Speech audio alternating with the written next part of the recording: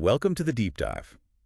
Today we're tackling a really fundamental question. Why do corrupt leaders rise? It's a huge one. Yeah, it causes so much concern. Right. So we're going to try and unpack the dynamics of power, maybe some of the psychology involved, and, how political systems can fail. Yeah. How they let this happen. Exactly. And you, listening, you're probably wondering, like us, what's really going on underneath. We want to get beyond just the surface level stuff. Right. So to do that, we've looked at a few things, some academic papers digging into the definition and theory of corruption. Okay. And also a big world development report. That gives us a broader view, governance, institutions, how they either stop corruption or, well, let it happen. Different perspectives. Good. So hopefully they mesh together. They do, actually. They complement each other quite well in figuring out this challenge. Okay, so let's dive in. One of the first things that kind of jumped out at me was that just defining corruption. It's not as simple as you'd think. No, it really isn't. There's a common definition, especially in academia, the abuse of public office for private gain. Right, the principal agent thing, where the official, the agent, should be acting for the public, the principal, Yeah. but instead looks after number one. That's the one. It's been very influential, shaped a lot of anti-corruption efforts, but the sources we looked at show its limits. How so? Well, take that Red Cross example they mentioned. Huge scandal. Everyone called it corruption in the media, the Red Cross itself. Yeah, I remember that. But technically, the Red Cross isn't a public office in the strict government sense. So under that narrow definition, maybe it doesn't quite fit, even though it clearly felt like corruption. Huh. That's a really important distinction. So it's broader than just government officials taking bribes. It's about the act of abusing power for some kind of benefit. Exactly. The act and the benefit. And that benefit might not just be cash in a brown envelope. It could be influence, favors, anything really, and not just in the public sector. Okay, got it. And the World Development Report adds another layer, this idea of predictable versus unpredictable corruption. Predictable corruption. Sounds odd. Well, it's still bad, obviously, distorts things. But if it's predictable, like, you have to pay a certain unofficial fee to get a permit, businesses might be able to factor it in, like a cost of doing business. Almost like an extra tax. Unpleasant, but manageable, perhaps? Maybe. But unpredictable corruption, that's different. If the rules change constantly, if you don't know who to pay or how much or if it will even work. That creates massive uncertainty. Total uncertainty kills investment. Why would you risk putting money in if the goalpost can be moved arbitrarily? Right. Okay, so that leads us to the environment, doesn't it? The institutions, the governance systems, they seem absolutely crucial. Totally crucial. Weak state capability is a huge problem. The report points out that sometimes states try to do way too much with too few resources. Spreading themselves too thin. Exactly. Limited money, limited expertise, ineffective systems. It just creates openings, opportunities for corruption to creep in. So having clear rules isn't enough. You need restraints. You need rules and restraints, ways to actually check arbitrary decisions, ways to fight back against corruption that's already taken root. And a key restraint must be the courts, right? An independent judiciary. Absolutely vital. If the courts aren't independent, who holds the powerful accountable? They need to be able to rule against the executive, against lawmakers, if necessary. Makes sense. And the report makes this interesting comparison. Bureaucracies. Think about, say, Korea, where recruitment and promotion are largely based on merit, skills, competence. Okay. That tends to build a certain professionalism and esprit de corps. People are invested in the system working properly, which can actually reduce internal corruption. Right, a shared sense of purpose based on doing the job well. Versus, say, systems where political appointments are much more common, like in Kenya or the Philippines were mentioned as examples. Where loyalty might trump competence. Potentially, yeah.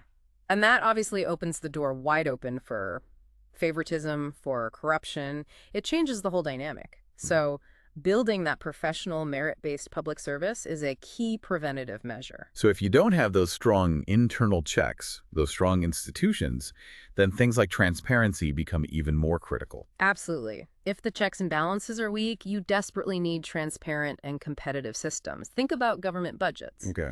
If the budget process is murky, opaque, it's so much easier to hide favors for special interests. You can't see the true cost of those deals if the numbers aren't clear in public. Hiding the price tag, like you said before. Yeah. Clever. Yeah.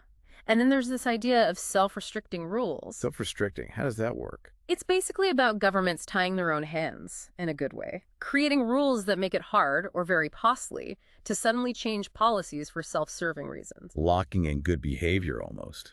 Kind of. Examples given were things like regional currency agreements. They limit a country's ability to just mess with its currency for short-term political gain. Oh. Or things like take-or-pay contracts in big infrastructure projects. They create stability, predictability. Investors know the deal won't just be ripped up on a whim. It builds trust by making arbitrary changes difficult. That makes a lot of sense. Building in guardrails against bad decisions. But you still need oversight, right? You mentioned the judiciary. What about legislatures? Critical. Legislative and judicial oversight of the executive. That's fundamental. But the report notes that in many developing countries, these are often, well, quite weak. Lacking independence or resources, maybe. Often both. And without that strong oversight, the executive can act with much less accountability, which, again, just makes corruption easier. Okay, let's shift slightly. Democracy. It feels intuitively linked to fighting corruption, but how does the report frame that connection?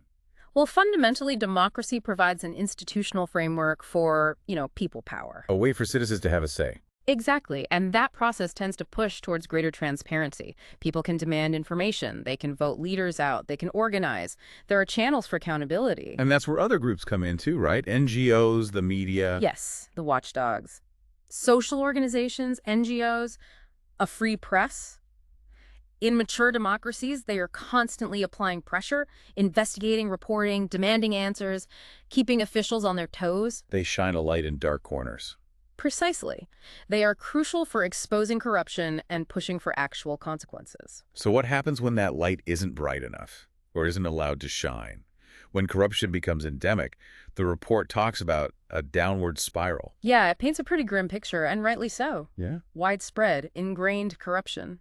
It can really stall development. Poverty lingers. And it feeds on itself. That's the vicious cycle idea. State ineffectiveness may be caused or worsened by corruption, leads to other problems, social unrest, crime, instability. Which then makes it even harder for the state to function. Exactly. It further undermines the state's capacity, which can lead to more corruption. And round it goes. Downwards. And the costs if things completely fall apart. They're huge. State collapse is devastating. That's why the report really emphasizes prevention. Stopping things before they reach that point. It sounds incredibly difficult to reverse once it gets going, though.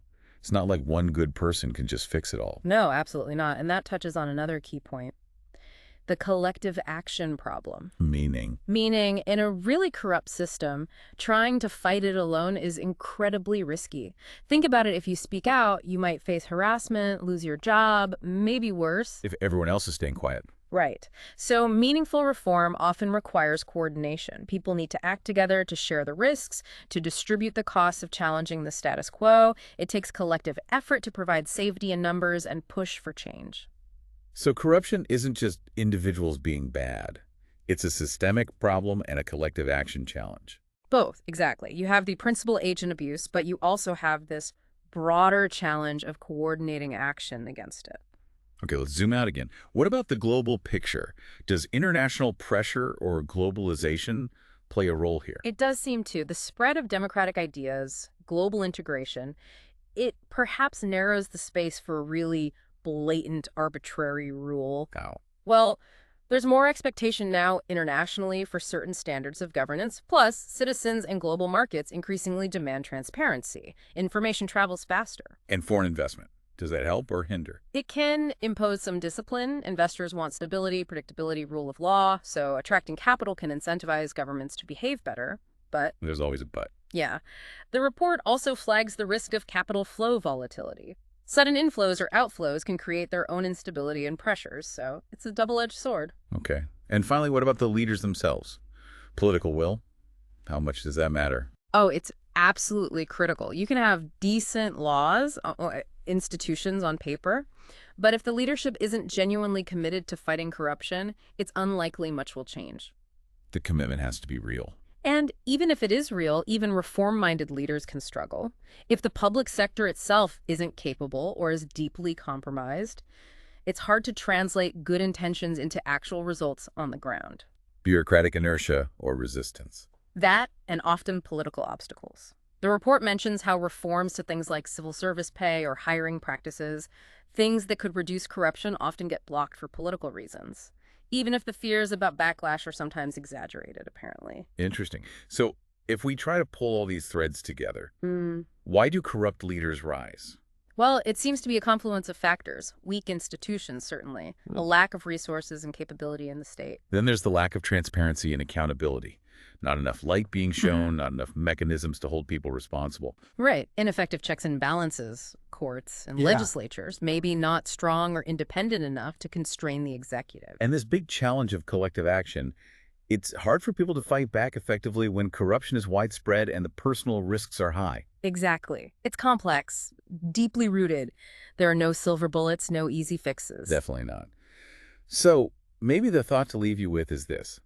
Consider how all these things interact. Individual psychology and ambition, yes, but also the structure of power, the incentives within the system, and the overall health or sickness of a nation's institutions. hmm And think about what kind of mechanisms, formal ones like laws, but also informal ones like social norms, citizen action, what might actually work best to prevent corrupt leaders from gaining and keeping power in different places around the world. A lot to think about there. Thanks for joining us for this deep dive.